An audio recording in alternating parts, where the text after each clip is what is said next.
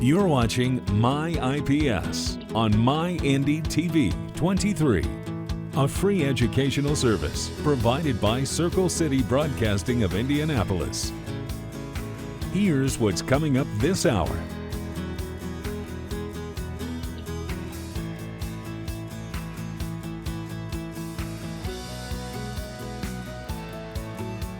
Get more information, special announcements, and weekly program schedules online at wishtv.com, and be sure to follow us on Facebook. Here's what's coming up next.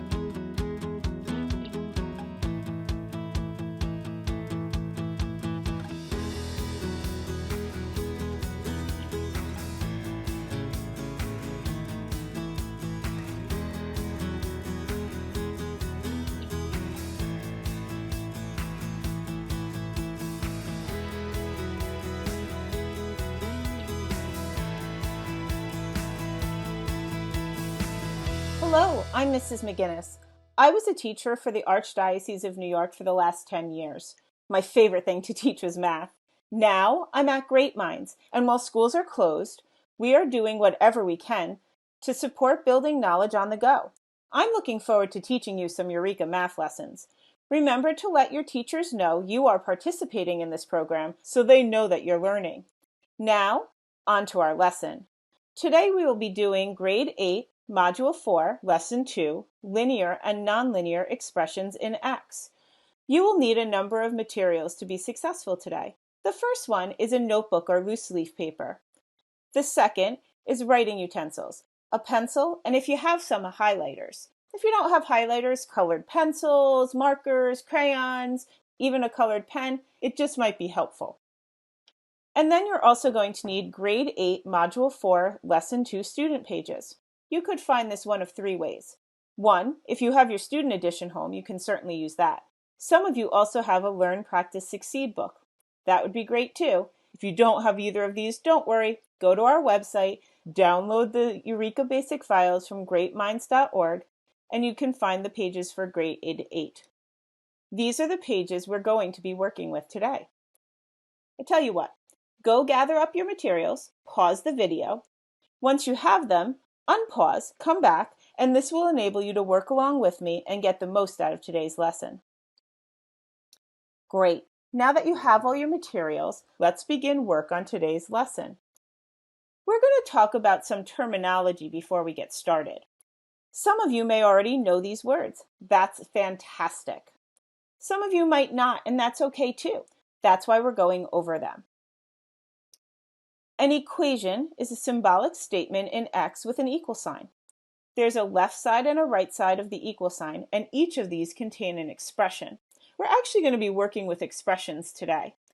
In this lesson, we're going to use X in all of our expressions. It doesn't have to be X. It could be any letter that you want it to be, but today we're going to use X, and we've already defined it, so we don't have to keep defining it. A linear expression is an expression where each term is either a constant or a product of a constant and x. So 6, 5x, x minus 9, and 3x plus 7 would all be linear expressions.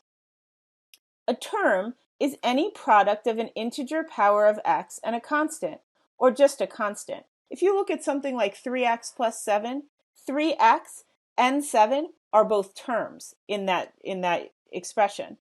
6 is a constant that's also a term. A constant is a fixed number, like 6. A coefficient, the constant of a term consisting of the product of a constant and the power of x. So if we look at something like 5x, the coefficient would be 5.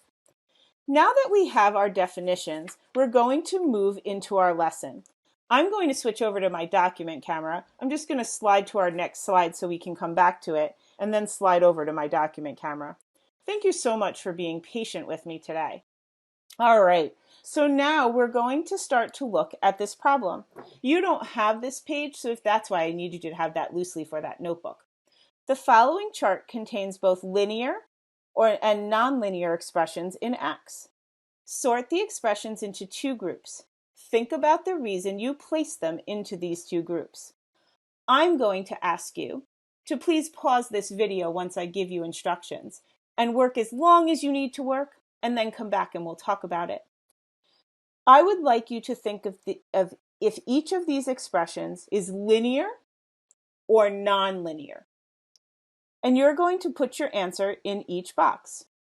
So for instance, 5x plus 3 is a linear expression. So I'm going to write linear. I would like you to continue through and then when you're done, unpause the video and come back and we'll discuss it. Great. I'm sure you worked really hard on all of those. Now let's talk about the answers. So the following chart contains them. I asked you to find if they were linear or nonlinear. You'll notice that I highlighted and wrote nonlinear where they are nonlinear.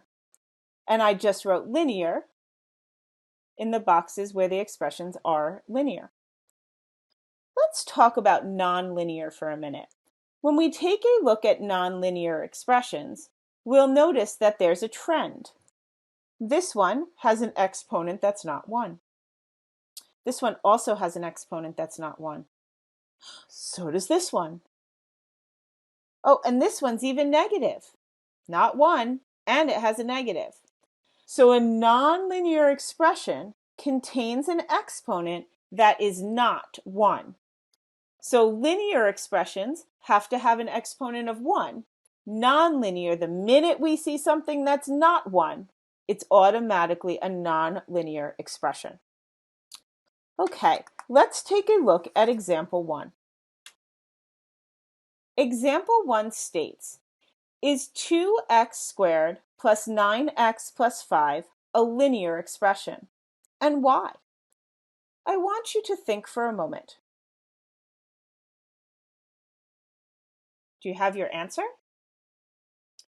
Great. This is non-linear. The reason that it's non-linear is because of this x squared. We have an exponent that is not 1.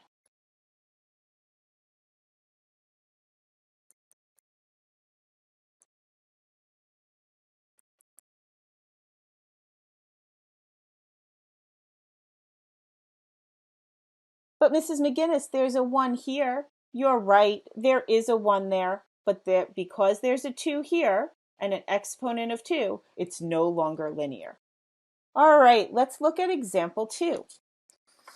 Example 2 says, let's examine the expression 4 plus 3x to the 5th more deeply.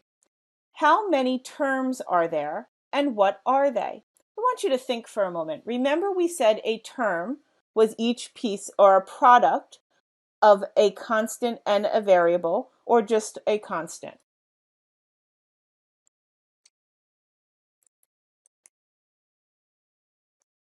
The 4 is a constant. And then we have a product of 3x to the 5th. How many terms do we have? We have 2. And the 2 terms are 4 and 3x to the 5th. How many terms comprise just constants? And what are they? Well, the only one that has a constant is a 4, so we have one of those terms. How many terms have coefficients? Well, I'm going to rewrite it for you. 4 plus 3x to the 5th. We said 4 was a constant. We only have 2 terms. This one has a coefficient of 3. So we have one term, and it would be 3x to the 5th. In example 1, we talked about if this was linear or nonlinear. We're going to repeat that process again. What do you think? This is a nonlinear expression. We have an exponent of 5. The exponent is not 1.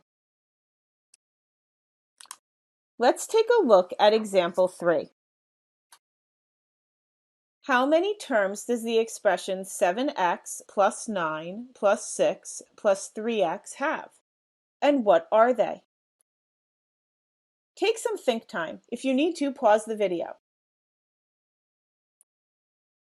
Let's count up the number of terms. 1, up plus sign, pick up my highlighter. 2, 3, 4. We have 4 terms. They are 7x, 9, 6, and 3x. The next part says, let us transform this expression using some of our basic properties of numbers. I've already written it all out, so I'm going to show you my thought process and we're going to talk about it.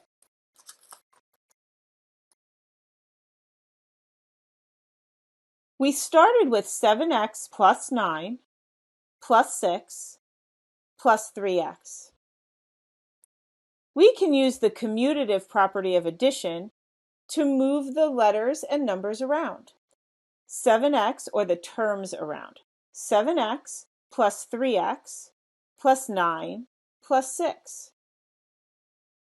We can then use the associative property of addition to group the like terms together, 7x plus 3x and 9 plus 6. We can then use the distributive property, and we can factor out the like term of x out of both 7x and 3x. 7 plus 3 times x plus 9 plus 6. We can then move to 10x plus 15. These are equivalent expressions. How many terms with coefficients does the expression 10x plus 15 have? Take some think time. Yes, there are 2 terms. What are those 2 terms? 10x and 15. Is 10x plus 15 linear or nonlinear?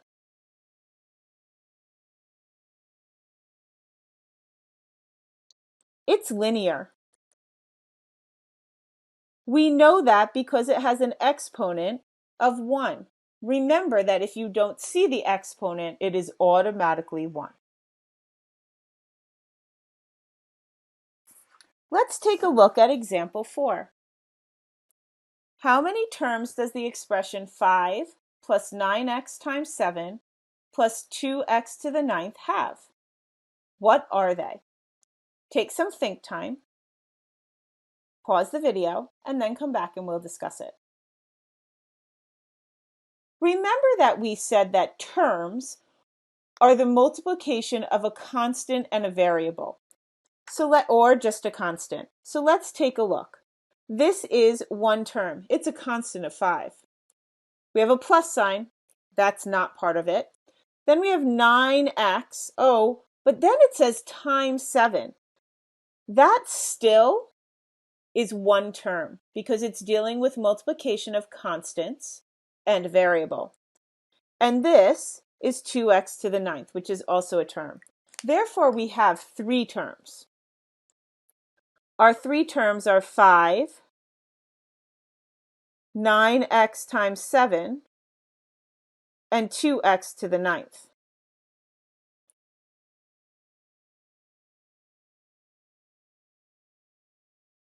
How many terms with coefficients does the expression have?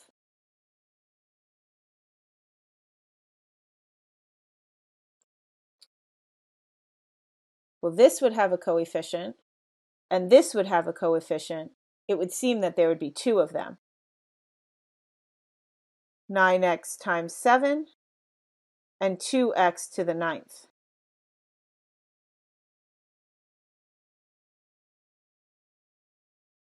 Oh, here we go. We're getting our same question again. Is this expression linear or nonlinear?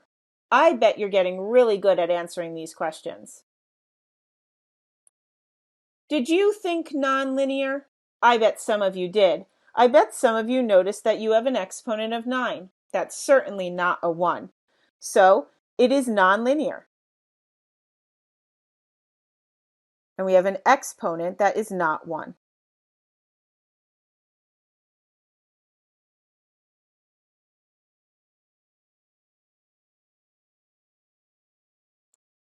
Let's take a look at another example.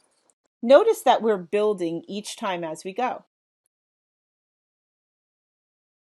This one, they want to know if it's linear or nonlinear. Pause the video, take a look, and make some determinations. Remember to have a reason why you feel that way.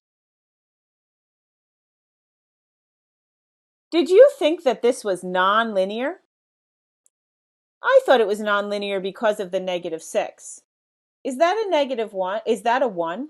No, it's not. So therefore, it's nonlinear. So this is a nonlinear expression.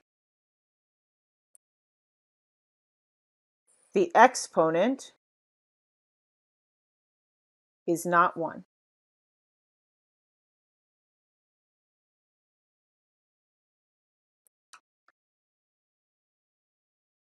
Look at example 6. Is this a linear expression? If you need to pause, please feel free. This is a linear expression. We have x to the first here, and we have an x. But remember we said that if you don't see an exponent, we can automatically put a 1. Do these both have expressions or terms with x's to the first? We do. So therefore, this is linear. What powers of x are acceptable in the definition of a linear expression in x? The power of 1. Does -1 count? No, it doesn't. Now that we've done some examples, we're going to move to those student pages that you gathered earlier. This changed a little bit, so I'd like to go over these problems with you. Only 2 of them, and then I'm going to let you try them on your own. Let's look at 1 and 3. 1 says, the sum of a number and 4 times the number. Okay, I want to think this through. The sum means to add. Of a number, a number, well, we said all of our numbers today were going to be x. And 4 times, all right, 4 times the number. Well, what did we say the number was going to be? X. Could we write that as a mathematical statement? Sure we can. The sum of x and 4x. Now that we have the statement, we need to think if this is linear or nonlinear. If you're thinking linear, you are correct. This has an exponent of 1. This also has an exponent of 1. Therefore, this is linear. Some of you might have combined like terms and gotten 5x and said, yep, I only have 1x, it must be linear. That would be absolutely fine. Let's take a look at number 3. This one seems a little bit more complicated. Multiply 6. Okay, so I'm going to multiply 6. So times 6. And the reciprocal. Oh, do we know what that word means, reciprocal? That means to take the fraction and to reverse the order. So numerator to denominator, denominator to numerator. Okay. Of the quotient, quotient means division, of a number and 7. Of a number, that's x, and 7. I'm going to think about this and I'm going to break this apart. I'm actually going to work backwards. Let's take a look at this quotient of a number and 7 first. So a quotient of a number and 7 would look like x divided by 7. Now let's go back a step to that reciprocal. Reciprocal means that we're going to flip it over. So the reciprocal of this would be what? 7 over x. Now it says to multiply 6 and that reciprocal. So 6 times 7 divided by x.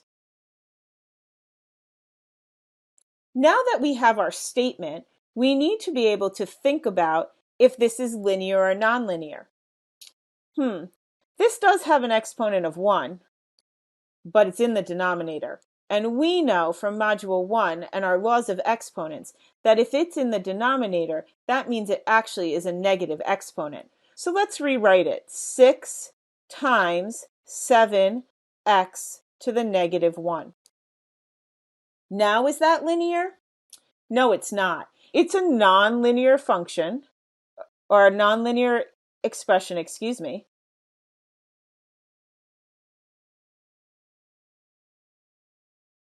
Because we have a negative 1. The exponent is not 1.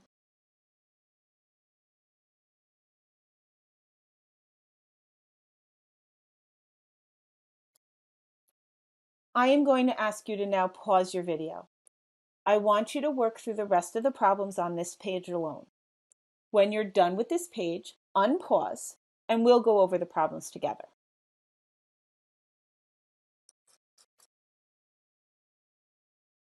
We worked through 1 and 3. Let's take a look at 2, 4, 5, and 6.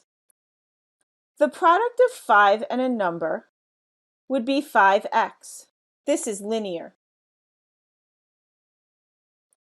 We have an exponent of 1. In number 4, it says twice a number subtracted from 4 times a number added to 15. Notice I took lots of notes on top. Twice a number means 2 times a number.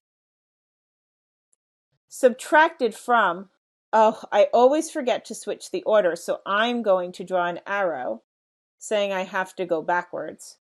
4 times a number, so 4 times x. So 4x minus 2x, because I have to subtract 2x from 4x. Added to, oh no, that's another one of those that I have to work backwards, 15.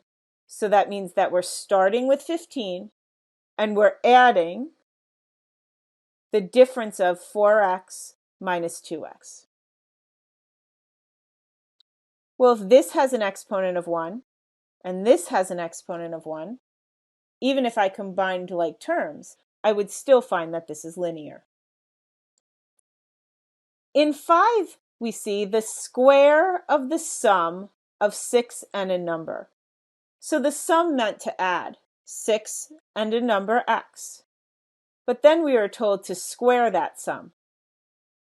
Well, we have an exponent that is not 1. Therefore, it's nonlinear.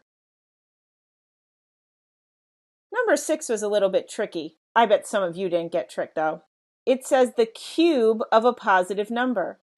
Okay, well here's x cubed divided by, all right, I put my division bar, the square of the same positive number, x squared. If some of you stopped there, you thought, well, I don't have exponents of 1. But we needed to simplify this problem to think about it fully.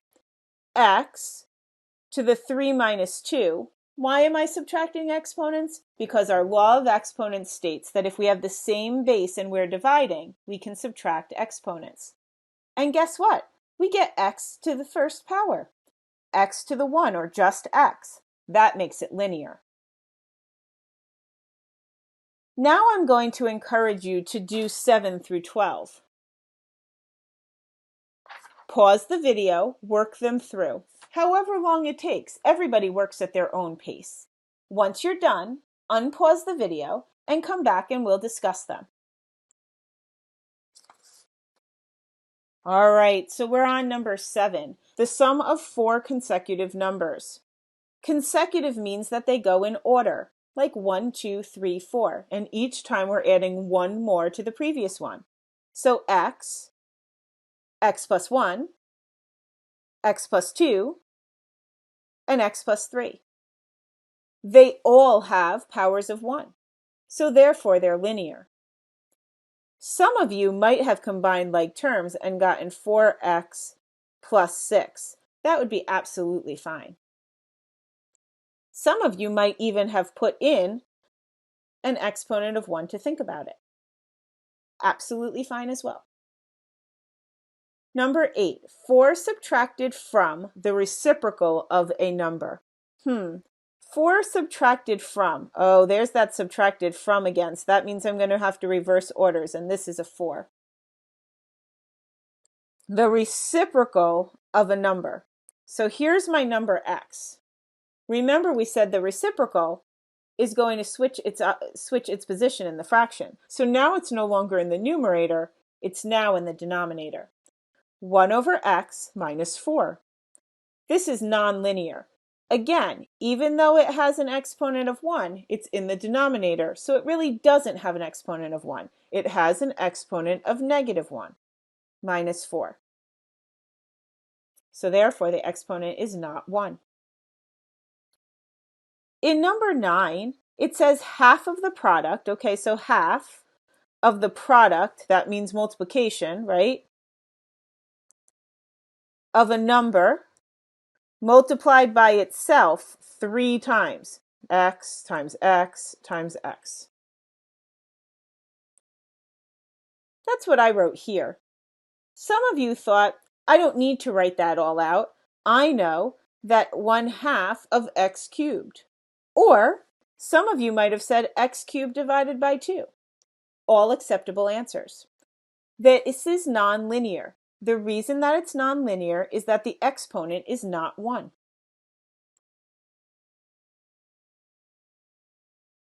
For number 10, it says the sum that shows how many pages Maria read if she read 45 pages of a book yesterday, here's the 45 pages, and 2/3 of the remaining pages today. Well, this is the total number of pages minus the 45 pages that she read. Some of you might have done out the math. That's absolutely okay. Some of you might have left it in terms of the first one. Either way, you can get to your answer. This is linear because we have an exponent of 1. In number 11, it says an admission fee of $10 plus an additional $2 per game. 10 plus 2x.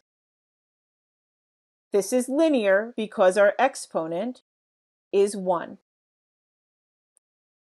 And in the last one, 5 more than 4 times a number, then twice that sum. So 5 more than 4 times the number, 4x plus 5, and then we have to multiply it by 2. Some of you might have done out the math and distributed 8x plus 10, totally fine, but notice that you still have an exponent of 1, so therefore it's linear. We talked a lot about linear and nonlinear today. Let's take a look and finish up what our thinking was. We created definitions for linear and nonlinear expressions. Linear expressions must have an exponent of 1. Nonlinear expressions exist if the exponents are not 1. We can use these definitions to help us identify if the expression is linear or nonlinear. We looked at expressions and we made determinations if they were linear or nonlinear. We can write expressions that are linear or nonlinear. We looked at some words and we turned them into mathematical statements, and then we determined if they were linear or nonlinear. At the end of your lesson, you will find a lesson summary. This gives you information about what we learned today. You'll also find a problem set to continue on work and practice. I hope that you learned a lot today. I can't wait to learn with you again tomorrow. Have a wonderful day. This is MyIPS on MyINDY-TV 23. Here's what's coming up next.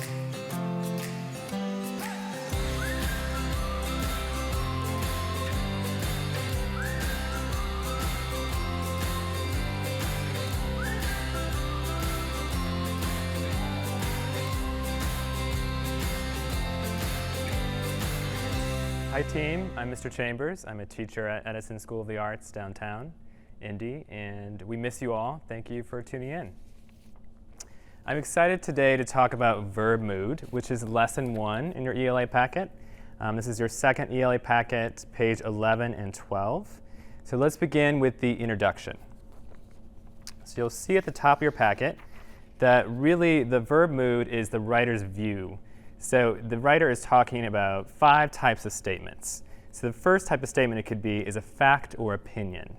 The second is a command, so he or she is telling us to do something.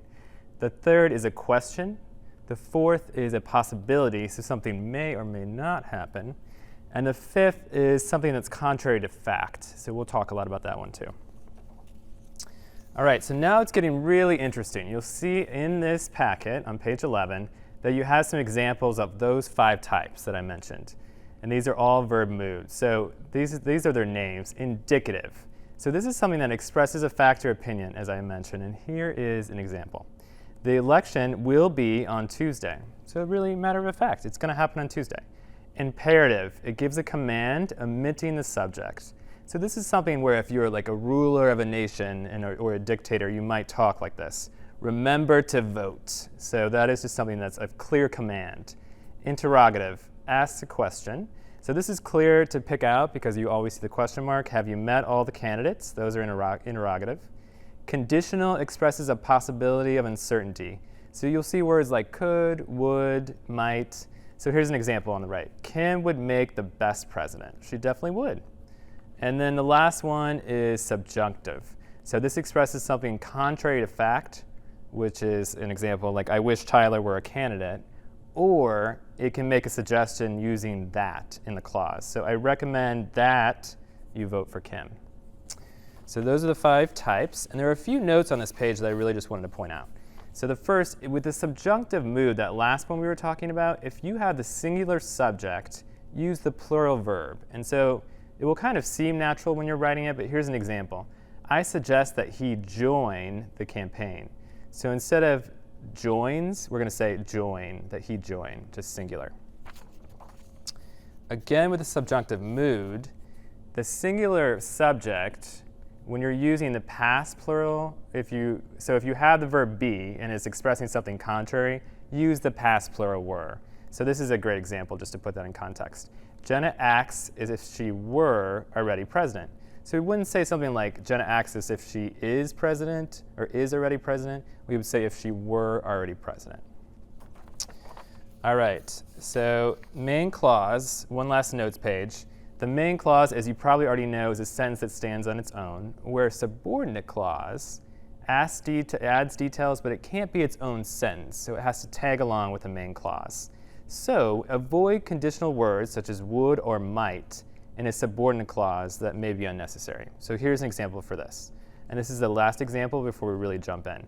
So I would have voted for Maya if she had asked me. So we don't need words like would have asked. We could just say if she had asked me. All right, so now page 11.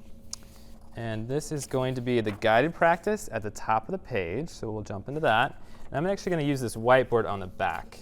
And so you'll see on the directions that it's asking us to rewrite each sentence, changing the mood as indicated. So it tells us what to make it. So if we write, if it is not too late, and so that is, we're already saying subjunctive, and if it is not too late, comma, I will vote. So what it wants us to do is change that to conditional. And there's a hint actually on the side of the page that says you can combine a subordinate clause that is subjunctive with the main clause that is conditional. So their hint is, if I were you, I would register to vote. So we're going to change, this is just really simple for this first one, I would vote. This is number 1. All right, so number 2, this is also a little easy because it says, will you vote for Harry for president? So we're just going to write that, and then it wants us to make it imperative. So we're going to take out the subject of you and make it a command. So I'm just going to write it like it is, or it should be. So instead of will you vote for Harry for president, which is the question, we're going to say vote for Harry for president. Okay, 2 more on this guided practice. Number 3. So it says he commands the stage like a movie star. So we really just want it to be like a possibility. We're going to make it subjunctive, like it's as if something is happening. That's not really true. So he's not really a movie star. So if we said he commands the stage as if he were a movie star, I'm just going to write that last part. As if, because then we have the past form of be, which is were, as if he were a movie star. All right, 1 more. Good job so far at home. Number 4, Harry would be an excellent president. And so we want this to be indicative. And so we're going to say, just change would. Harry would to more of a fact. So it's not dependent on anything. We're going to say Harry will be an excellent president. Because we know it. We're confident. All right, so now let's move to page 12. And this is the last part of the lesson. This is an independent practice. And I'm just going to do the first one with you all, and then I'm confident you can do the last 4 on your own. But just to wrap up, if you want an intelligent leader, you should choose Marty. So this is number 1, and it's wanting us to which revision changes the underlined clause from conditional to an imperative mood. So we really want it to be a command. So instead of you should choose Marty, could it be A, choose Marty? So that definitely is a command, and it doesn't leave anything uncertain. So that could be the one. I'm going to star that. And we're going to cross out the others so we're left with the right answer, just in case A is not our answer. All right, could it be B? If you want an intelligent leader, you will choose Marty? So will kind of makes it seem like it's indicative. Fact, but it's not imperative. So I'm going to cross that out. For C, you should choose Marty. We could say Marty might be the best choice, or Marty would be the best choice. If you think about it, those are both indicative. Actually, they're both conditional because we have the words might and would. So they're not imperative. I'm going to cross those out. So our command, our new sentence, commanding, is if you want an intelligent leader, choose Marty. We're taking out the subject you, and we're just saying pick Marty. All right, so that is it for lesson 1. We definitely miss you all. Good luck completing that lesson, and great job at home. This is MyIPS on MyINDY-TV 23. Here's what's coming up next.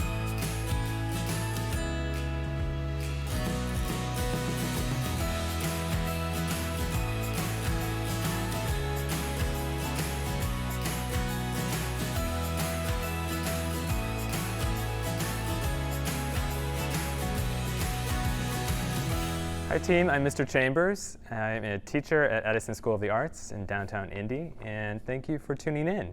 Today we are talking about shifts in voice and mood in our writing, and this will be great because it will really help you bring your writing to grade level if you're not already doing these things, which I'm guessing you are. Page 13 and 14 in your packet. So this is lesson 2 in your second learning packet. So let's begin with the introduction. So at the top of page 13, we really see that voice is either active or passive. And I will tell you that an active voice is usually more engaging for your audience. And then what we learned in lesson 2 are 5 types of mood for your writing. So indicative states a fact or opinion. Imperative makes a command. Interrogative asks a question. That's really easy to identify. Conditional is a possibility, so it states that something might happen. And subjunctive states that something is contrary to fact. So it's saying something really isn't this way, or it suggests something using that. So you'll see the word that. And it makes a suggestion. So on page 13, as we continue along, you see this amazing example graph. And so there are 3 examples at the very top that I think would be great to walk through. So shifts in voice. The inconsistent example in that is the Carolina Ballet Theater was created in 1972, and its founder designed it to be a permanent dance company. So if you see was created, something is happening to the theater, but its founder is designing, so she's actively doing it. So if we make it all the same voice, we could say the Carolina Ballet Theater was created in 1972, and it was designed. So then they're both passive. But as I mentioned, active is a little preferable. So a better version would be the founder created the Carolina Ballet Theater. She's actively doing something, and she designed it to be a permanent dance company. Bam, I love that one. All right, so now let's avoid shifting from one verb to another. So here's an example. It's inconsistent. Go to the website and you will read more about the company. So you can see it starts out with imperative, it makes a command, and then it states a fact. You will read more about the company, so it becomes indicative. So if we make it all imperative, we could say go to the website and read more about the company. So it's just a straightforward command or request. Okay, now let's jump to the bottom of the page, and this is page 13, still at the end. And this is really going to be our guided practice that we'll do on the board. So number 1, it's asking us to underline inappropriate shifts in voice or mood and then rewrite on another piece of paper the new verb, voice, or mood. So in our case, because we just have this whiteboard, I'm going to write the sentence and then cross out and correct it. But you could do that on here and then on a separate piece of paper or on your packet, then on a separate piece of paper, write out the sentence. So the Carolina Ballet Theater employs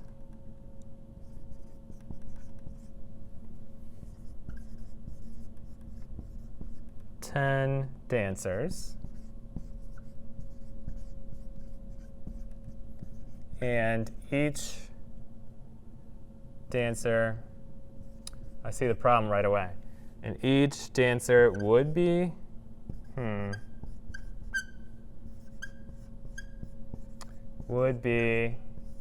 going to underline that, uniquely talented.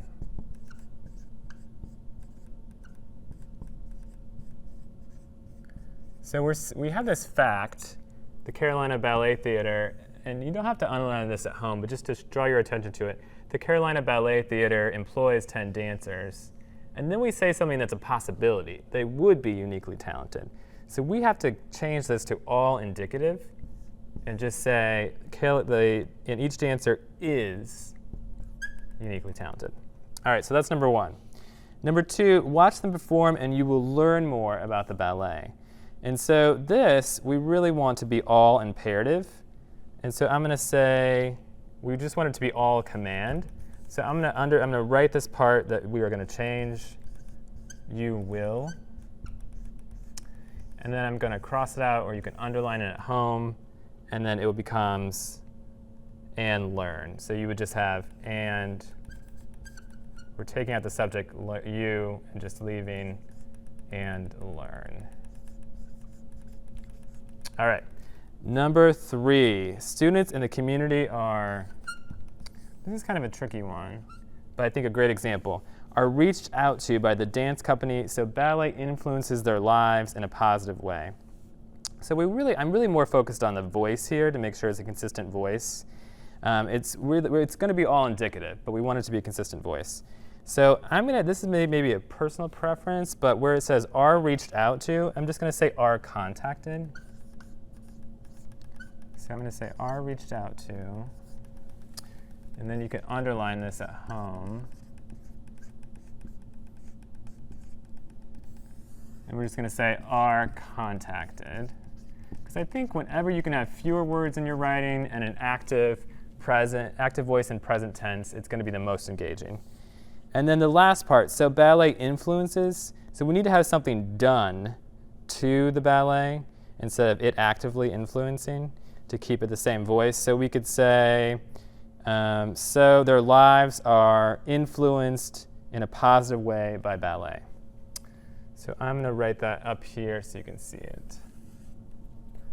This is the end of number 3, so we could say so we keep all the same words, but we're just kind of moving them around so it's passive.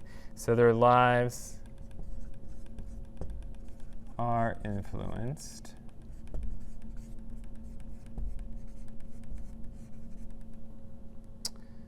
in a positive way by ballet. All right, last one. Number 4 is a little less tricky. Okay. The dance company is supported by generous donors, and it has performed in many other countries. So just to make it all active and indicative, we're going to change has performed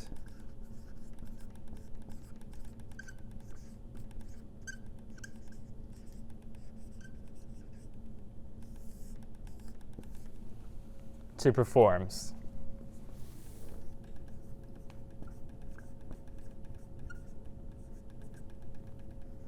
Okay, so now let's move to the independent practice on page 14, and we will do the first one together.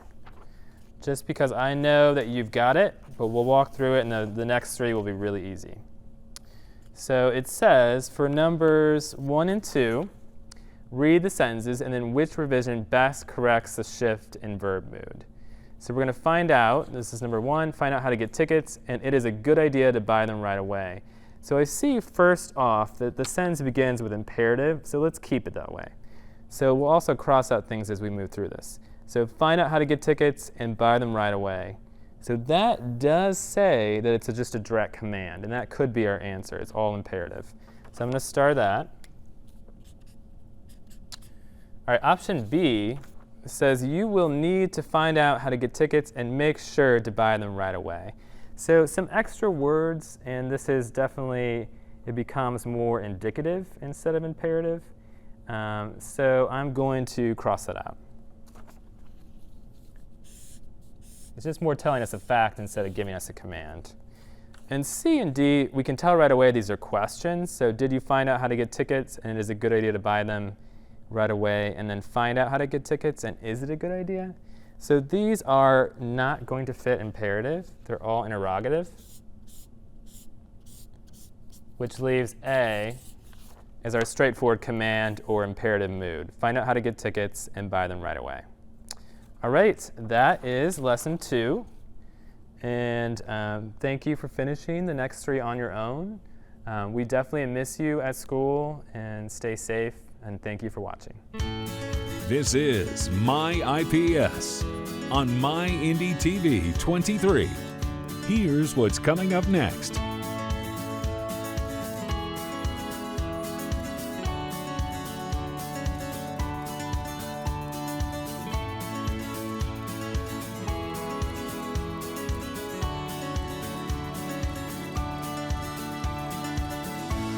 Hi, and welcome back to Knowledge on the Go Wit and Wisdom virtual lessons. I'm Miss Nisus, and I will be your teacher for this virtual learning experience.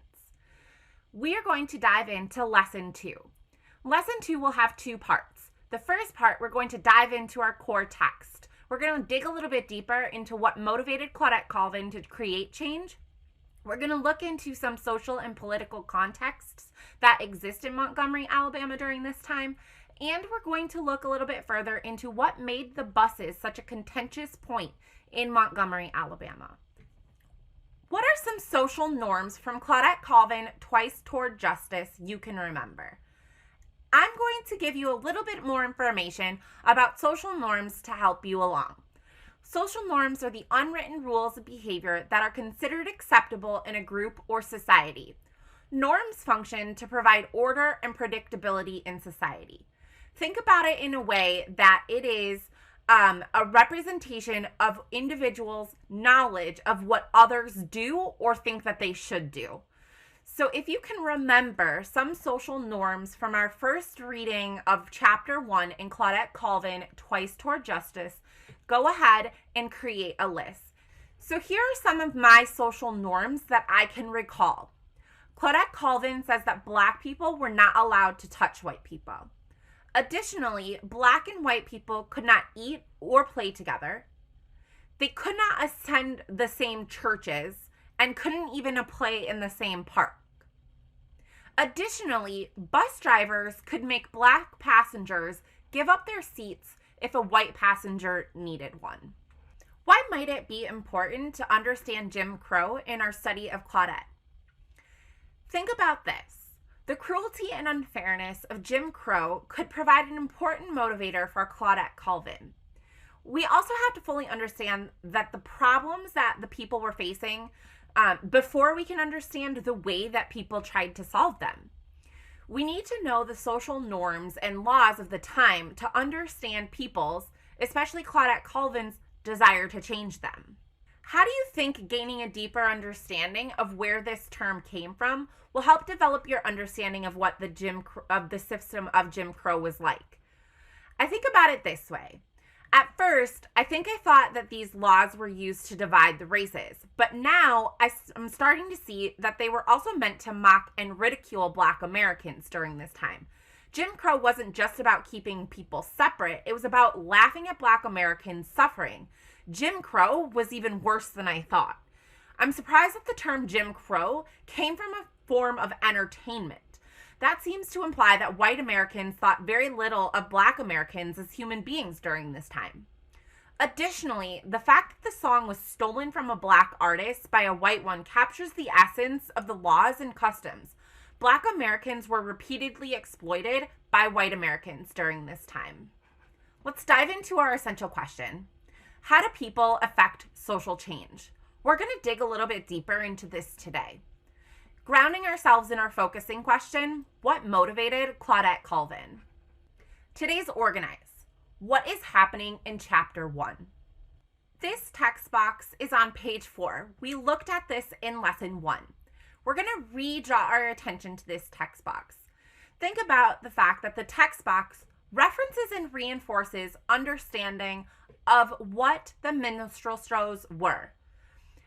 If you don't recall, they were a show that consisted of comic skits, variety acts, dancing, and music performances that typically mocked people, specifically of African American descent. So take a moment and reread this text box.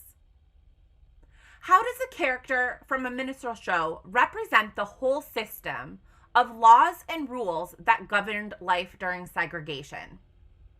The Jim Crow character represents ridicule and mockery of African Americans by white Americans. The song Jump Jim Crow is supposed to have been stolen from a Black singer by a white one. The character in the minstrel show represents how the system of laws came out of a time where white Americans thought that they could control, mock, and take things away from Black Americans. The purpose of the Jim Crow character was to belittle and dehumanize Black Americans. Jim Crow laws and customs treated Black Americans with the same disdain, and so the character's name captures the feelings many white Americans felt towards Black Americans, which became violated and perpetuated by the law.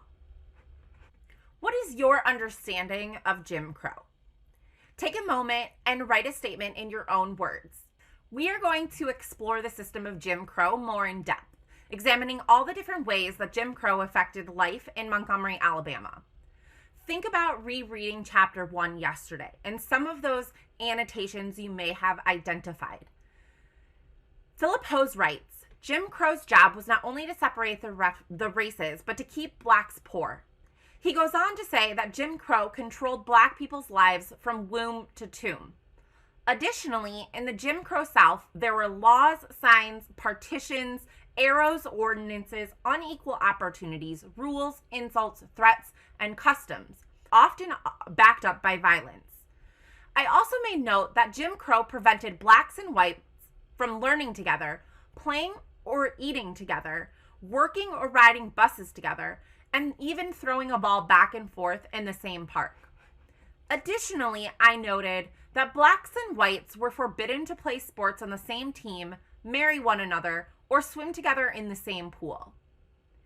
In Montgomery, the first 4 rows of seats on the bus, which held 10 passengers, were reserved for white passengers only. And apparently, Black passengers had to surrender their seats in the middle and rear of the bus to newly boarding white passengers. How did Jim Crow affect life in Montgomery? Take a moment and create a list. So, how did Jim Crow affect life in Montgomery? Let's talk about that a little bit. Jim Crow was a legal system that affected what Black Americans could legally do. It made certain activities, like marrying a white person, illegal for Black Americans. However, it also made the legal system biased against Black Americans. For example, Mrs. Worthy is charged with disorderly conduct, even though the bus driver attacked her. Jim Crow affected schools and education. It kept Black and white students out of the same schools. Jim Crow affected the economic life of many Black Americans. Many Black citizens of Montgomery lived in poverty since the average Black worker made about half as much money as the average white. Additionally, Jim Crow was a social system that affected people's social lives and relationships. It kept Black Americans separate from white Americans and prevented them from doing the most basic activities together, things like learning together, playing, or eating meals together. Jim Crow created the conditions for violence against Black Americans because the system legalized insults, threats, and customs that promoted fear and ignorance about the Black community. Go ahead and add to your list if any of the things that I noticed stood out to you. What does the phrase womb to tomb express about the effect of Jim Crow on the lives of Black Americans in central Alabama during the 1940s and 1950s? Take a second and think about this. The phrase womb to tomb shows that Jim Crow controlled every aspect of Black Americans' lives, from their birth to their death, and then everything in between. Why is Jim Crow like a web? Think about that. When we use the word web, we think about this in terms of a web in the way that it was carefully constructed to trap Black people and keep them oppressed. Jim Crow made it difficult to distinguish a law from a social custom, and then these laws and customs were all tangled together, like a web. Take a moment and in your notes, create this chart. At least have 3 columns or 3 bullet points so that you can identify rules of the bus, how the rule was enforced, and then what law, was it law or social norm? We are going to dive into chapter 1, pages 5 to 7. Page 5 starts with, depended on the buses to reach the homes of their white employers. And page 7 ends with, wrote Joanne Robinson, an English professor at Alabama State College at the time. As you listen or as you read independently, please annotate for rules of the city buses. Hopefully you were able to engage with the text. We are going to start by walking through some examples that I noticed while I was reading through pages 5 through 7. The first thing I noticed is that unless the entire white section was empty, Blacks alone had to get off the bus and re-enter through the rear door. While this was a rule of the bus, I believe that the rule was enforced because it seemed like the bus drivers were in charge of enforcing the rule, since some of them drove off before all the Black passengers were able to get back on the bus. So was it law or social norm? Here's the thing. I think it seems like a custom, since the consequence is just being left at the bus stop, which is inconvenient but not serious. Next, rule of the bus. The first 4 rows, which held 10 passengers, were reserved for white passengers only. How is this rule enforced? The bus drivers also enforced this rule because drivers had to keep checking to see who was sitting where. Also, the author says that every driver understood that his main job was to enforce Jim Crow rules. I would say that because the author called these rules and traditions, I think that this may be custom too. Another rule of the bus. If the 10 white seats in the front were filled, the driver ordered Black passengers to surrender their seats in the middle and rear of the bus for newly boarding white passengers. The bus driver issued this order as well.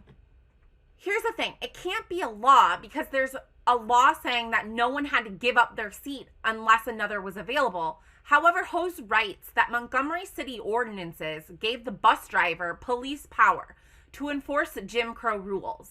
So maybe the bus drivers wouldn't get in trouble for breaking the law. You're watching MyIPS on MyINDY-TV 23, a free educational service provided by Circle City Broadcasting of Indianapolis.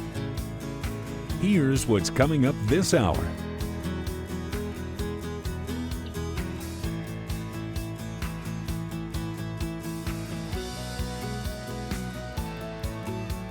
Get more information, special announcements, and weekly program schedules online at wishtv.com.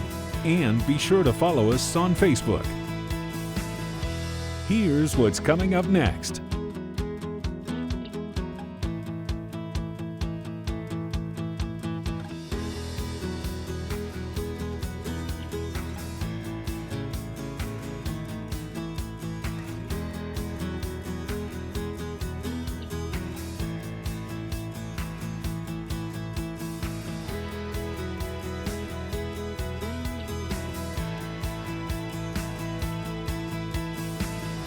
Good morning, my name is Todd Hawks and I am Learning Community Director for our K-8 and Innovation Schools. Today we're going to be working on the 4th grade SEL Remote Learning Packet, and this is the 4th grade lesson number 12.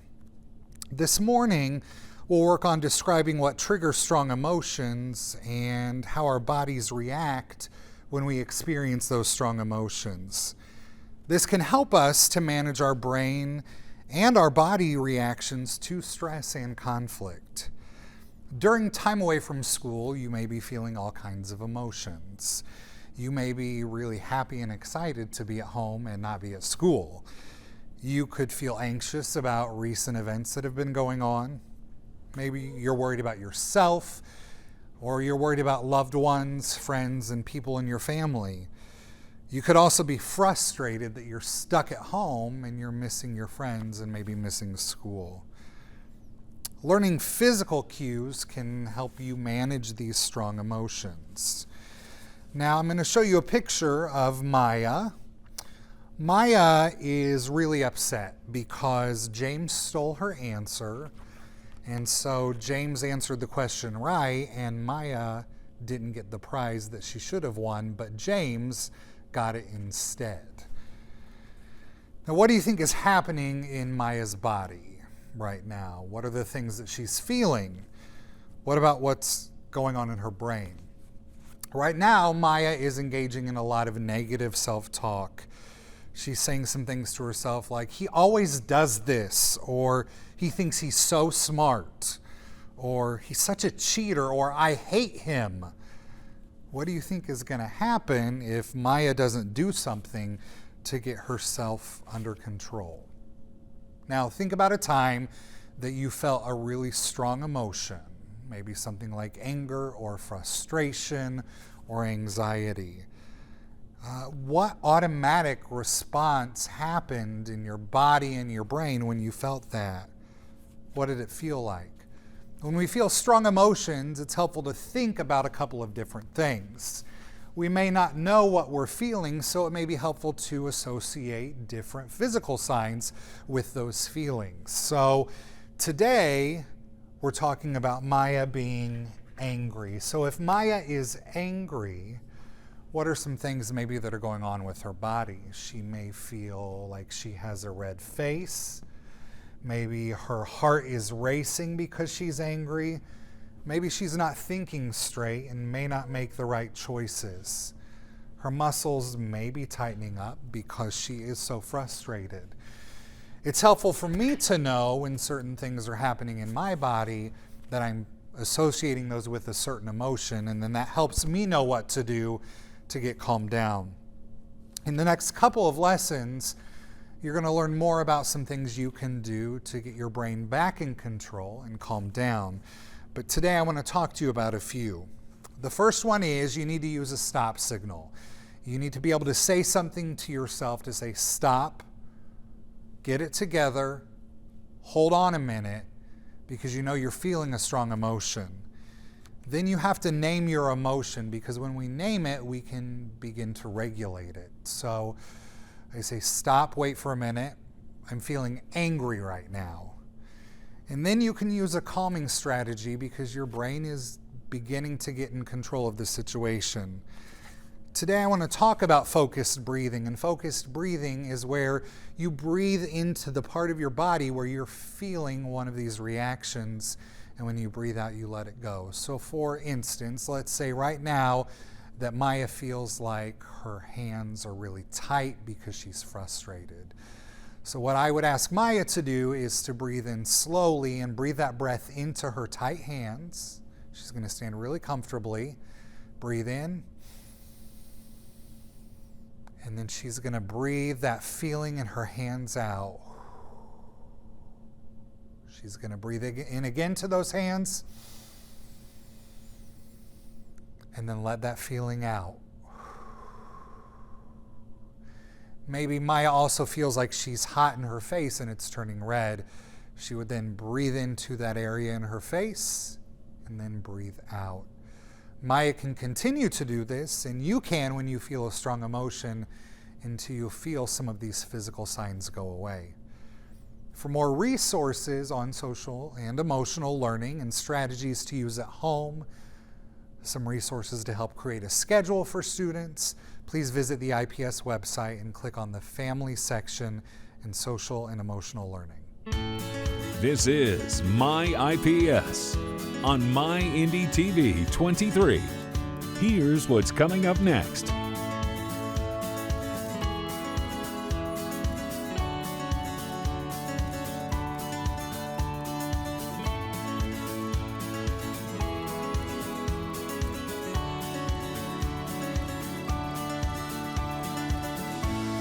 Hello IPS family, my name is Ike Curry and I am an SEL specialist with United Student Supports, and I am here today to go over to talk about social and emotional learning strategies that we can use while we're at home and doing our remote learning. Today's lesson is lesson 13 for our middle school students, and the lesson is titled The Role of Emotions. So how do our emotions, what role do they play in the work that we do in school, and now how do they play a role in the work we do in school at home? Very different situation we're finding ourselves in, very different reality we're finding ourselves in. And so how are we adjusting to this new reality as far as the role of emotions are concerned? To help us go through this lesson today, I brought a prop for us today. And it's something you can make at home very simply. It's just a water bottle with some warm water, 3/4 cup of warm water, some glitter and some beads, and then you fill the rest of it up after that with clear dish soap. And it makes you a wonderful clear, what I call glitter bottle. And so we're going to use this today in our lesson to help us do two things. One, I'm going to explain how we can relate it to our emotions and how it relates to our thoughts and the feelings we have based on those emotions. And we're also going to talk about use it to as a timer to help us remember to take our belly breaths as we're going through the lesson today. So let's get started. So by looking at this bottle, you can see that it's very simple to look through the bottle. You can see clearly. There's no glitter really floating around. The beads have all settled to the bottom. And this is representation of how our thoughts are when we are in a very regulated and calm state. Now, if I flip the bottle upside down, what's going to happen? You can see the beads starting to fall. You can see the glitter coming behind it slower. And everything is getting mixed up and becoming less clear and less, not as what you cannot see through it as well, right? And this is representation of the thoughts we have when our brains are going through a stressful time or are dysregulated.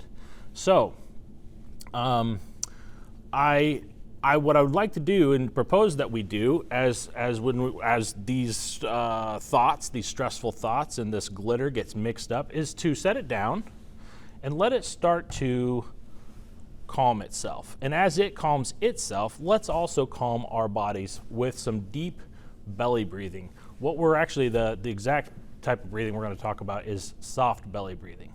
So here's how it works. Sit up straight in your seat and take a deep breath in through your nose and say to yourself the word belly. And as you exhale, I want you to relax your abdomen, your stomach. And as you exhale out, relax your stomach and say to your word soft. Okay? I'm sorry, I said that backwards. So inhale soft, exhale belly. And what that should do is help create more clarity in your thoughts and in the things that you are to help you accomplish the goals that you have in front of you, the activity, the schoolwork, whatever it may be. And one more thing I'd like to point out is, look, in the time that we took one belly breath, you can see the glitter has fallen to the bottom of the bottle. Just one belly breath, soft belly breath, can help you regulate yourself and get back on track to doing whatever it is you might be doing that your teacher has asked you to do, that your family has asked you to do, or maybe something that you're working out with your friends. All right. To move on with the rest of our lesson here, I'd like to start with a little story from when I was younger. When I was young, my brother and I tended to get in a lot of arguments, and I had a very big temper. My brother just knew exactly how to get under my skin. I can imagine some of you at home can understand this same feeling that I felt when I was younger. Well, I was feeling some very big emotions when I was about 9 years old because my brother was just driving me crazy, to be honest. And I was playing my ukulele that my grandpa had given me. And I was so angry, and my emotion was so big that I decided to throw my ukulele at my brother. And guess what? I missed. And guess what? I broke my ukulele.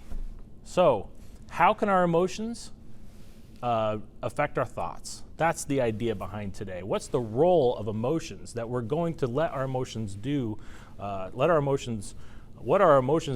we going to allow our emotions to help us to change our thoughts and make our thoughts what we want them to be? Our objectives today are going to be to identify why we, when I say we, I mean the students that I'm speaking with, why are our emotions especially intense at this age?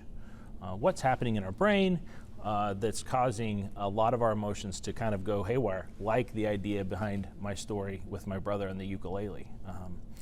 And then we're going to talk about how emotions affect decision making. Again, when we're feeling these big emotions, they're going to cause us to maybe do things that we might regret. And on the other side of that, how can we make help these emotions to help us make good decisions? Because it goes both ways, right? It's not just that the emotions can help us to make bad decisions, they can also help us make good decisions. All right, so with that in mind, I'd like you to think right now, actually, I'm sorry, we got to start our breathing routine again. You can see it's all settled to the bottom. So let's again all take one deep breath together, belly breath.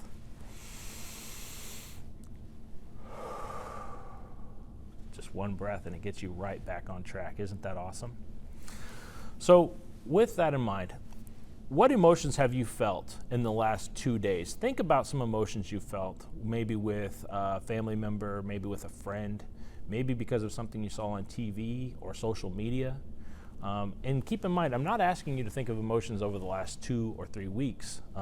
As we all know what's going on with our city and our state and our country and the whole world right now, there's obviously going to be a lot of emotions. So I just want you to think about maybe a couple emotions, might be good emotions, might be unhelpful emotions in the last 2 days. So thinking about those emotions that you just came up with, think about the ones that are really intense. Think about the ones that were really big. And why do you think those emotions are really big? What about those emotions made them bigger than just any other normal emotion? So some ideas could be because it was unfair what happened to me. It was so unfair. It wasn't my fault. And somebody else did something to make me feel this big emotion. It could be that it was a new experience, similar to the experiences that we're all in right now. And so these are going to cause these big, intense emotions. with that in mind, and thinking about your big emotions, I want you to consider the idea that all emotions, intense or not, can be helpful or they can be unhelpful. It's really our choice. We get to decide what our emotion is going to do as far as actions are concerned. Now, let's take anger, for example. If anger is can be a very big emotion, it causes a lot of problems in our life. But you can also help those use anger and channel that anger to come out with a very, very promising outlook on a situation. You can transform anger into something to motivate you to do really good in something, to give you that energy to finish strong in any activity you might find yourself in, similar to the one we're maybe finding ourselves in now. So harnessing that anger and turning it into something good, helping an unhelpful emotion become helpful. I hope that's helpful for you today, and I encourage you as you go through your days, one, take some soft belly breaths, relax, helps you make wonderful decisions. Helps change an unhelpful thought or an unhelpful emotion into a helpful emotion. And so the next week or two, I want you to consider taking deep belly breath and consider your emotions and how can you change them from being unhelpful to helpful emotions. I hope you have a great day, a great week, and I hope that you can stay safe and stay sane. This is MyIPS on MyINDY-TV 23. Here's what's coming up next.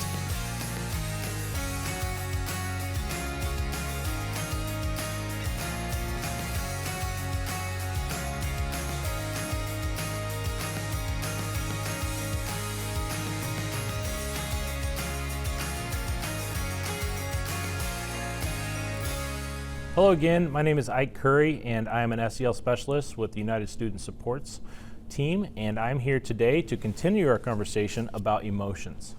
Last week we talked about the role of emotions, and this week we're going to talk about values and how they relate to emotions. So you might be wondering, values, what is a value? And if you think about values, that when you walk through a grocery store or a car lot, you think about how much is that car worth? How much is the value of a gallon of milk? And those are monetary values, and that's a good analogy for how I want to talk to you about different values. Values that are deeper and more meaningful to us. So some examples of this could be friendships. Someone could really value a friendship between two people. So another value could be family, and how your family values, how you value your family and your time with your family. Time is a value. People value time. People value gifts, and other people value doing things for people. So a little story about my values I can start with is my wife and I did a values inventory not too long ago, and we decided we narrowed all of our values down to about 10 values, and about half of those values we had in common, with the top 2 values actually as the same values, which is pretty cool. And those values were family, which is a pretty common value for most people. And then the first value that we hold true to ourselves is adventure. We value adventure. And so with that value in mind, it drives a lot of the decisions that we make as a family. And knowing that, and it helps guide me and root me in the decisions I make as a husband, as a father, and as an employee for the work I do with students. So keep that in mind as we're going through our lesson today about what values are and how they change or can direct the emotions that we're feeling. Okay?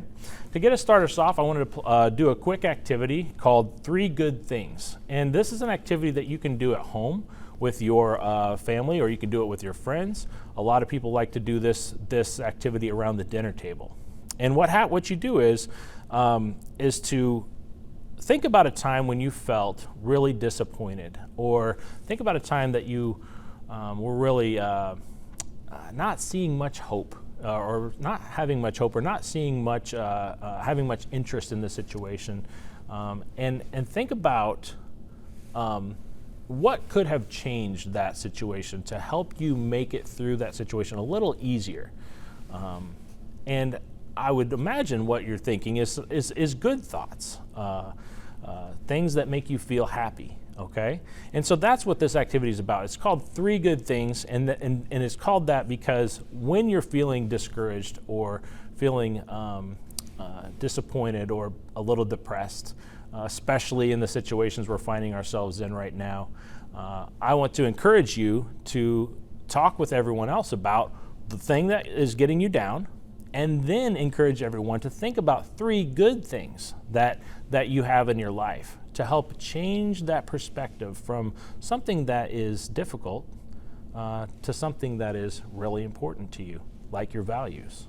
All right, just like last week, I want to take a moment and take a deep breath to recenter our activity today. So I've turned the glitter bottle upside down, and you can see the glitter is moving through the bottle, which is going to be our prompt to take a soft belly breath. Again, soft belly breath is when you breathe in deep through the nose and you say the word soft.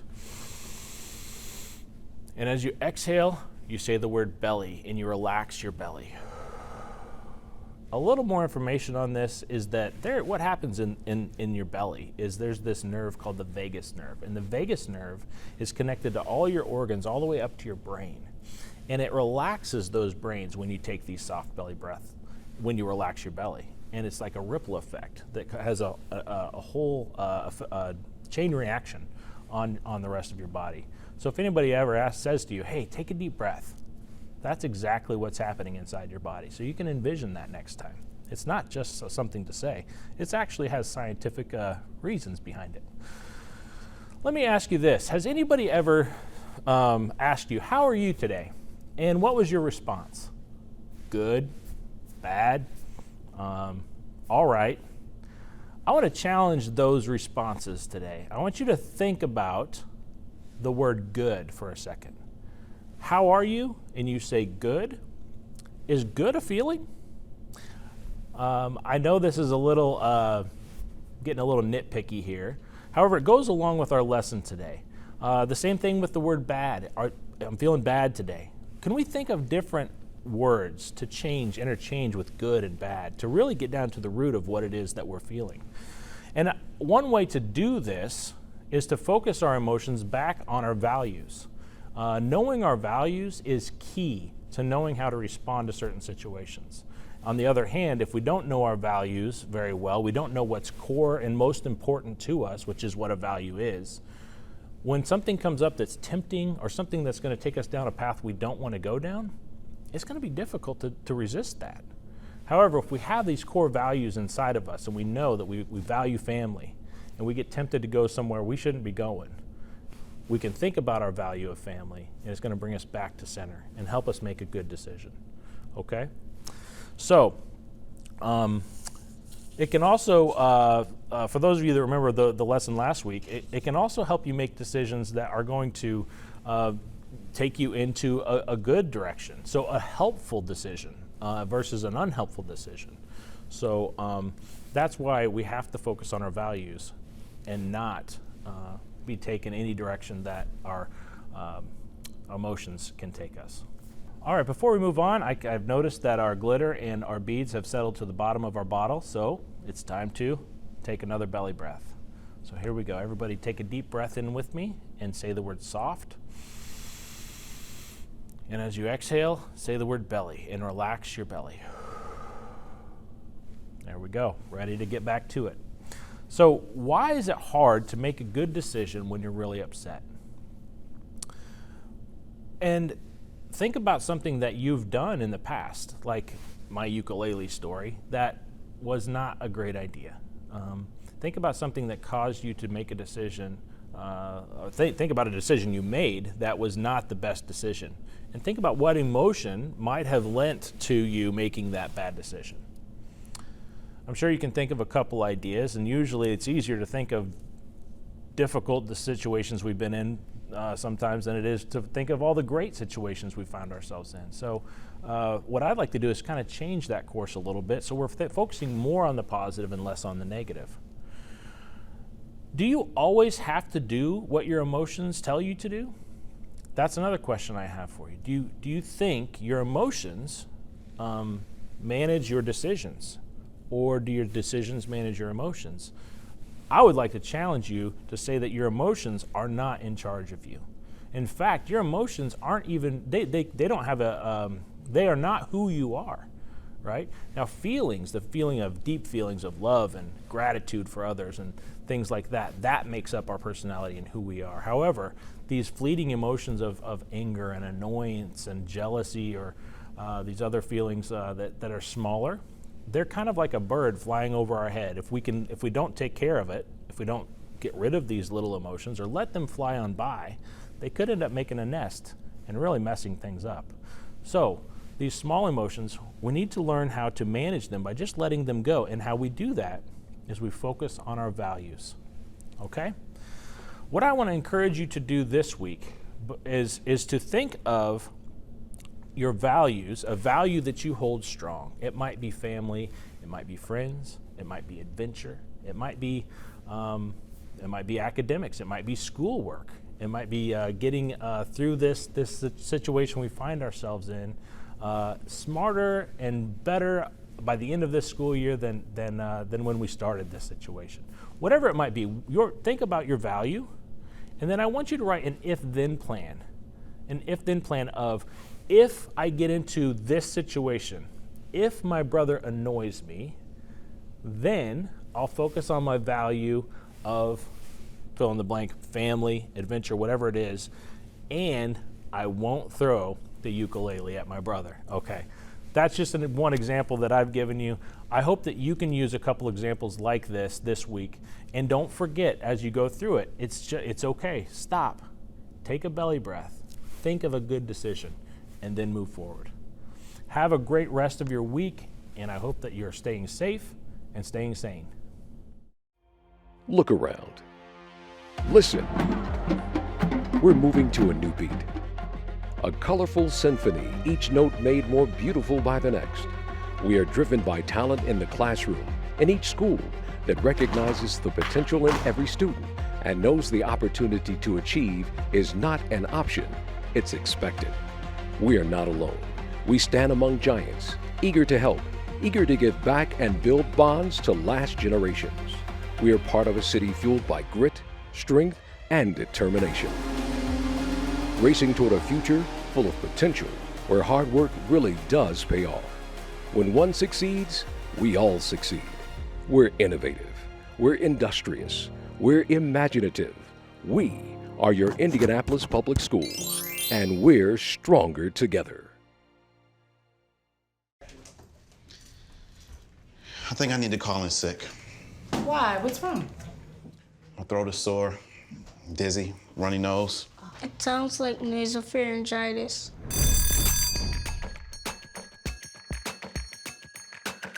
More than a dozen surprisingly specialized education models to choose from. Explore them all online.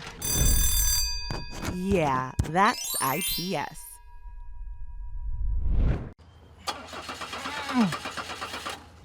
What's going on? I don't know. Okay, try it now. Yeah, that's IPS.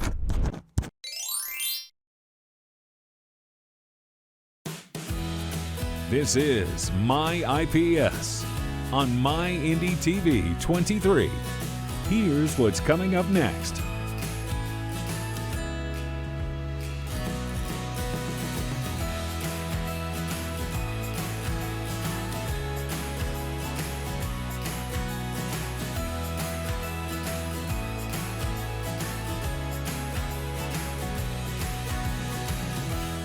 Good afternoon, parents and students. My name is Amanda Koth, and I am the Director of Instructional Design and Support for the Curriculum and Instruction team. And today we are going to be working on the third grade packet, iReady, page 11. Again, we're working on the third grade iReady packet, page 11. And today we are talking about irregular verbs. Now we know that verbs, and I have my pen just to mark up the different words on the page, verbs are action words. So today we're going to be working on action words. Let's read the introduction. Most verbs are regular. Regular verbs end in ed when they show that something happened in the past. Some verbs are irregular.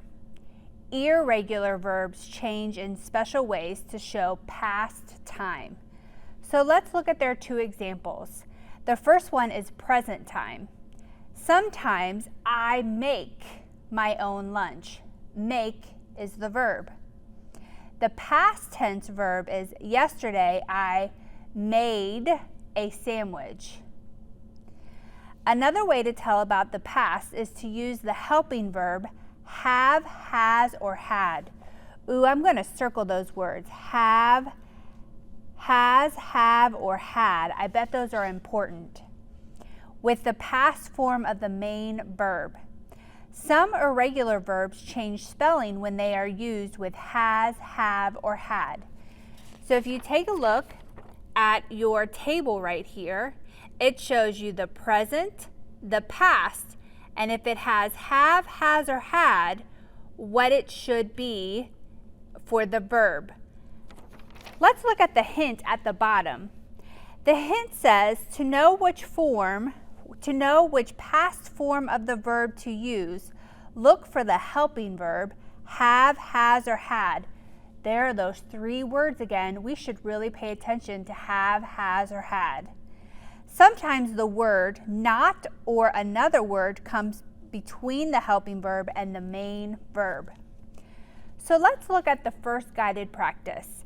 It says to circle the form of the verb that correctly completes each sentence. Let's look at number 1.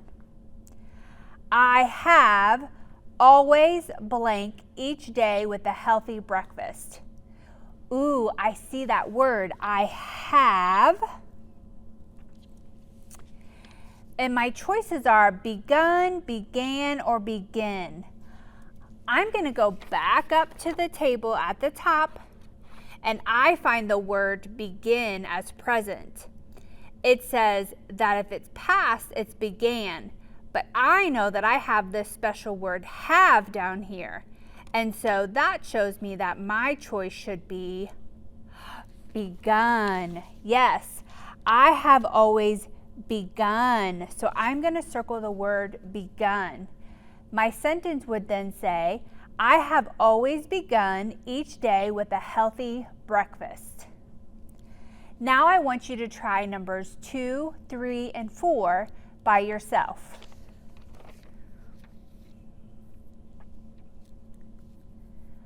Once you've done numbers 1, 2, 3, and 4, turn to the second page, page 12, and we're going to go over the independent practice. For numbers 1 through 5, read each sentence. Then choose the word that replaces the underlined verb and makes the sentence correct. Let's look at number 1, and I bet we should have our table with us so that we can ensure we choose the right irregular verb. Mom and I go to the store last week. The word that we're looking for is go. That doesn't make sense. Mom and I go to the store last week. That would be present tense if we use the word go.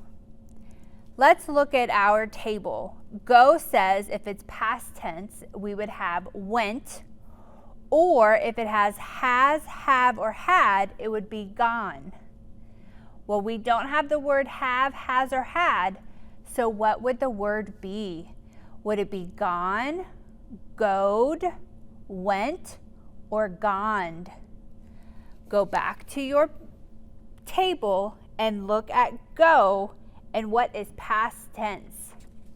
Very good. The word is went.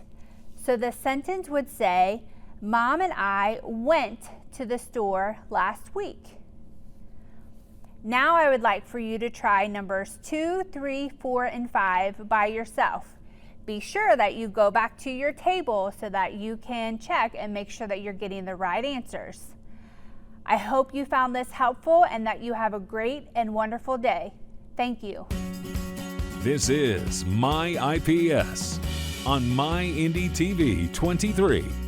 Here's what's coming up next.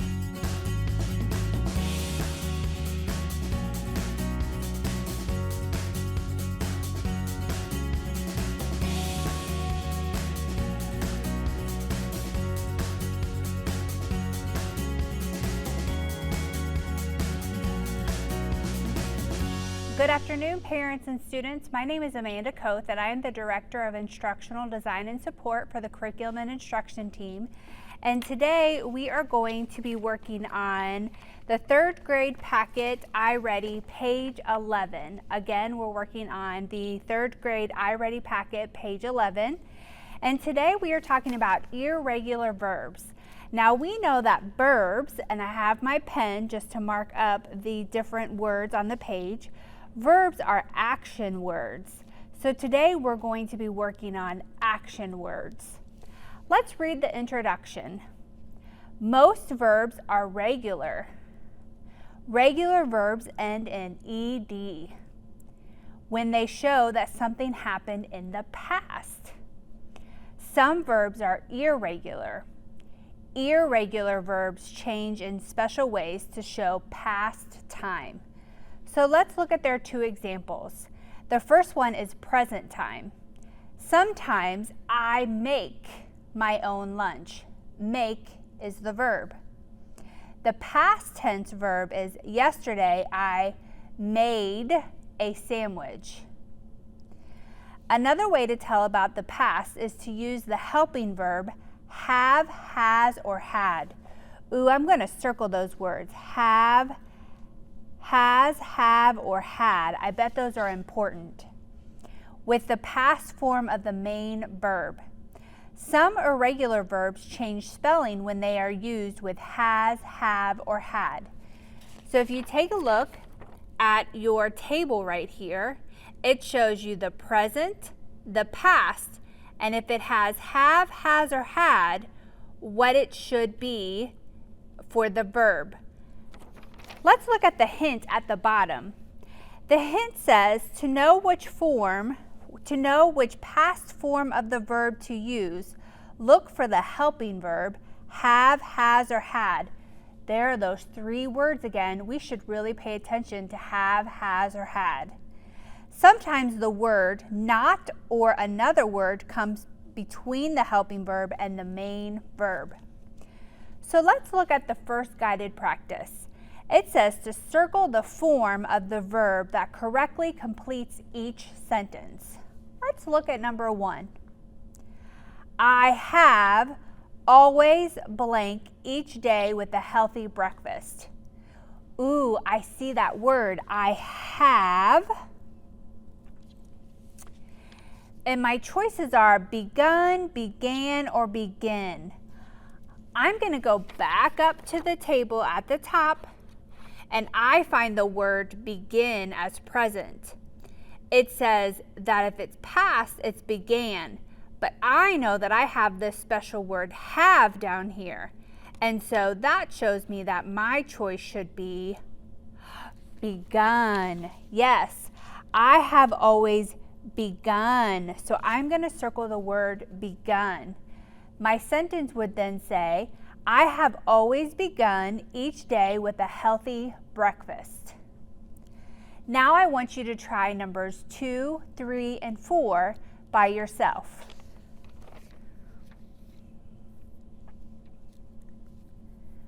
Once you've done numbers 1, 2, 3, and 4, turn to the second page, page 12, and we're going to go over the independent practice. For numbers 1 through 5, read each sentence. Then choose the word that replaces the underlined verb and makes the sentence correct. Let's look at number 1, and I bet we should have our table with us so that we can ensure we choose the right irregular verb. Mom and I go to the store last week. The word that we're looking for is go. That doesn't make sense. Mom and I go to the store last week. That would be present tense if we use the word go. Let's look at our table. Go says if it's past tense, we would have went, Or if it has, have, or had, it would be gone. Well, we don't have the word have, has, or had, so what would the word be? Would it be gone, goed, went, or goned? Go back to your table and look at go and what is past tense. Very good. The word is went. So the sentence would say, Mom and I went to the store last week. Now I would like for you to try numbers 2, 3, 4, and 5 by yourself. Be sure that you go back to your table so that you can check and make sure that you're getting the right answers. I hope you found this helpful and that you have a great and wonderful day. Thank you. This is MyIPS on MyINDY-TV 23. Here's what's coming up next.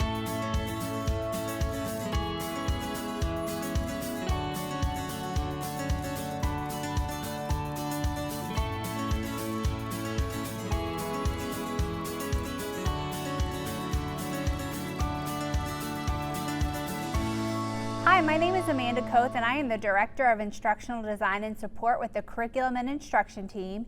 And today we are going to go over the 3rd grade iReady packet, page 16, 15, 16, and 17.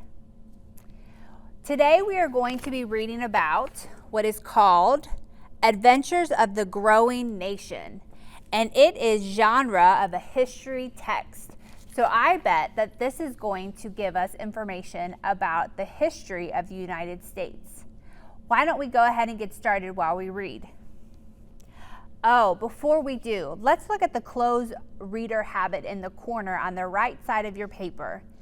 It says to underline signal words that tell you the order in which events happened. Think about those events and how they're related. So while we're reading, we're going to circle certain events that happen during the reading. Are you ready? Let's go. Imagine that in one day, our country doubled in size. That's what happened to the United States in 1803. I'm going to circle 1803. President Thomas Jefferson asked France to sell the United States a vast area of land. I wonder what that word vast means. Overnight, America added more than 828,000 square miles of land west of the Mississippi River. This is known as the Louisiana Purchase. Jefferson wanted to know the fastest way across the new land. At the time, there were no maps of the country. Jefferson asked Meriwether Lewis to explore the area. Lewis was an army captain whom Jefferson trusted. Lewis chose another soldier, William Clark, to help him lead the party. To get ready, they first had a large boat built. Oh, there's one of those sequence words, first, so I'm going to circle that. First had a large boat built. The boat took the men down the Ohio River. Then they built a base camp near St. Louis, Missouri. They spent the winter of 1803 there. Oh, there's another date, winter of 1803. Finally, on May 14th, 1804, Lewis and Clark began their famous trip into the new territory. 50 men went with them. There's another important date, May 14th, 1804. They traveled for 18 months. Finally, the group made it to the Pacific Ocean on November 7th, 1805. Another important date. Clark wrote, "Ocean in view! Oh, the joy!" The group spent a long, cold winter near the ocean. Then they began the trip back home in March 1806. Another important date. Lewis and Clark arrived in St. Louis in September of 1806. They were greeted with a big party. A century later, in 1904, The World's Fair was held in St. Louis. People honored Lewis and Clark's journey at the fair. And there was another important date of September 1806, so I'm going to circle those dates. Now let's go to page 16. It says to explore. What happened after the United States bought land from France? Let's think about that. Reread the text to find out the events of Lewis and Clark's journey. List those events in the graphic organizer. So as you can see, it says first, and we would go back into our paragraph and we would find where we circled first. And where it says first, President Jefferson asked Meriwether Lewis to explore the new land. What happened in winter 1803? Let's go back to our story and look for winter of 1803. I'm going to give you a hint. It's in paragraph 3. Have you found it yet? In the winter of 1803, they built a base camp near St. Louis, Missouri. So that is what we would write in our box. They built a base camp near St. Louis, Missouri. Now I want you to do the next 3 dates by yourself. May 1804, November 1805, and September 1806. Once you have completed that, now you're going to talk to a parent, a guardian, or a sister or a brother and reread paragraphs 2, 3, and 4. And you are going to talk to them about how those events in the paragraphs are related. How are paragraphs 2, 3, and 4 related to each other? And finally, now you're going to do a short response. The question is, what are the important events in the journey of Lewis and Clark? Include details from paragraphs 3, 4, and 5 in your answer.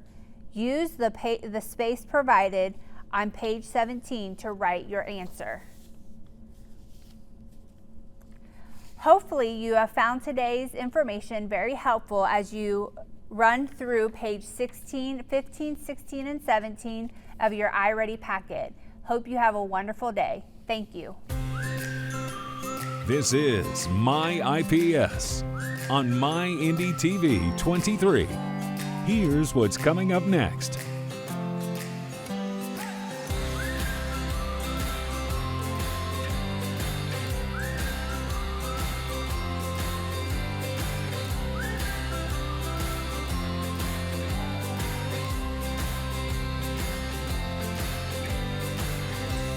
Good morning, this is Miss Woods, reading interventionist.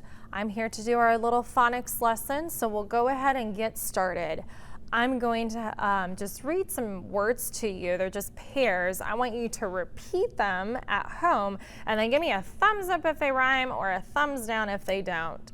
So for example, say brave, crave. Would I give a thumbs up or a thumbs down? I'd give a thumbs up. Say from drum. Thumbs up or down? Thumb should be up. If I say drag, brag, thumbs up or thumbs down? Thumb should be up. If I say flame, flick, thumbs up or thumbs down? Thumb should be down now. Last one, I want you to say tree free. Thumbs up or thumbs down? Thumb should be up. Good job. All right, I'm going to give you 3 words. One of those words actually has a different first sound, and I want you to tell me which word has the different first sound in it. So remember, we're focusing on blends. So if I say bravery, crowded, cradle, which one is different? Bravery. If I say scooter, scoreboard, spirit, which one is different? Spirit. If I say prizes, pressing, plenty, which one is different? Plenty. If I say bridges, cracker, brother, which one was different? Cracker. Last one, if I say sneaker, sturdy, snorkel, which one was different? Sturdy. Very good. Now we're going to do our blending. So I'm going to give you the sounds and you tell me what word I've created. So if I say b-r-a-v, what word did I create? Brave. If I say g-r-in, what word do I have? Grin. If I say k-r-a-b, what word did I make? Crab. Next one, g-r-a-t. What's my word? Great. See if you can do it faster than me. If I say f-r-a-s-t, what's my word? Frost. If I say k-r-o, what's my word? Crow. Two more. If I say p-r-a-m, what's my word? Prom. Last one, b-r-i-s-k. What's my word? Brisk. Very good. Now we're going to look at the middle sound. I'm going to give you 3 words. All 3 have the same medial sound. You tell me what that sound is that we hear. We're going to have to think if it's a long vowel or a short vowel. So if I say grape, brave, straight, what's that middle sound that I hear? I hear the long A sound. If I say stack, clamp, splash, what's that middle sound I hear? I hear a short A. Think about this one. Slim, drift, flip. What's that middle sound we hear? I hear I short I sound. If I say sleek, green, fleet, what's that middle sound I hear? I hear E, long E sound. We'll do 2 more. If I say scold, stole, grown, what do I hear? I hear O, long O sound. Last one, if I say stung, crust, plump, what's that middle sound I hear? I hear a short U. Nice job. Next we're going to do is segmenting. So this time I'm going to give you the word and you tell me the sounds that are in there. So say the word brown. Let's break it down. B-r-ow-n. Very good. Say green. Break it down. G-r-e-n. Next one. Say crisp. Break it down. K-r-i-s-p. Next one. Say gray. Break it down. G-r-a. See if you can start doing it faster than me. Next one, say froze. Break it down. F-r-o-z. Very good. Let's do 2 more. Say grab. Break it down. G-r-a-b. Last one, say grunt. Break it down. G-r-u-n-t. Very good. Now we're going to add on to the beginning of our word. So I'm going to give you the word, add an initial sound or an initial phoneme to make another word, okay? So if I say rain, add f at the beginning and the word is frame. So again, we're focusing on those consonant blends. Say raid, add g at the beginning, and the word is grade. Say rent, add p at the beginning, and the word is print. Say red, add b at the beginning, and the word is bread. Say ream, add k at the beginning, and the word is cream. 2 more. Say race, add b at the beginning, and the word is brace. Last one. Say ray, add p at the beginning, and the word is pray. Very good. Instead of adding, we're going to delete and take that first sound away.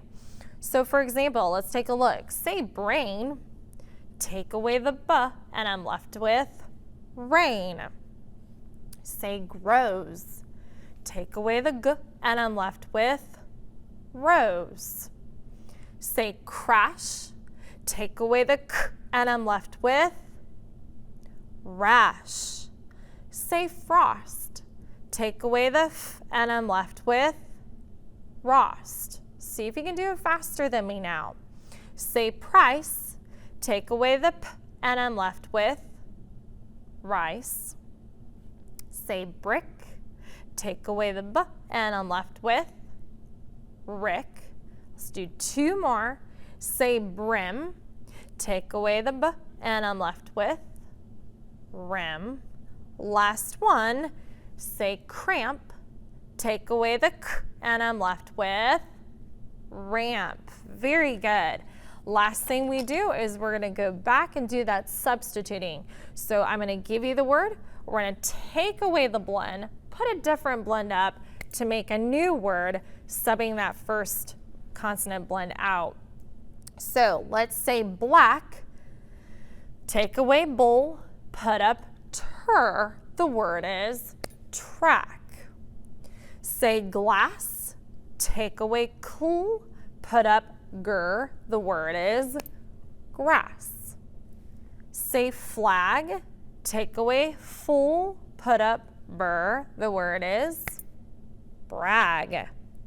Say gleam, take away gull, put up cur, the word is cream. Let's do a few more. Say plain, take away pull, put up tur, the word is train.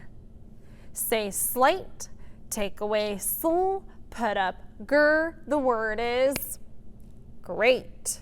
2 more. Say space, take away sp, put up tur, the word is trace. Last one. Say snail, take away sn, put up tur, and the word is trail. Excellent job. I hope you have a wonderful day. Goodbye. Look around. Listen. We're moving to a new beat. A colorful symphony, each note made more beautiful by the next. We are driven by talent in the classroom, in each school, that recognizes the potential in every student and knows the opportunity to achieve is not an option, it's expected. We are not alone. We stand among giants, eager to help, eager to give back and build bonds to last generations. We are part of a city fueled by grit, strength, and determination. Racing toward a future full of potential, where hard work really does pay off. When one succeeds, we all succeed. We're innovative, we're industrious, we're imaginative.